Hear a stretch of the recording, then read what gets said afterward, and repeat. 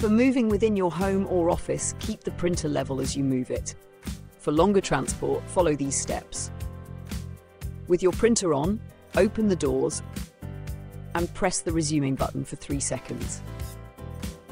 With the print heads in the center, disconnect all cords and cables. Push down the blue latch to open it. Then push down the latch just enough to clear the latch stop and slide it to the left. Make sure the ink plugs are secure, then close the doors. If you plan on shipping the printer, place it in a plastic bag large enough to enclose the printer. Make sure the bag is completely closed and then place it in a box.